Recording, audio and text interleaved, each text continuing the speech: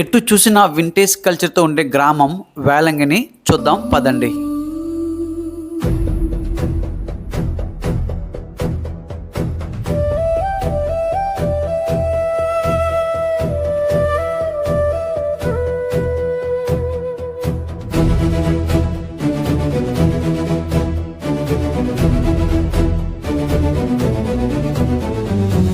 నేల విడిచి సాము చేయకు, నీ మూలాలను మర్చిపోకురా.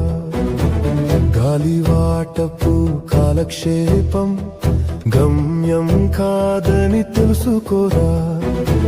నిన్నటి నీడలో బందీవై రేపటి వెలుగును వదులుకోకు.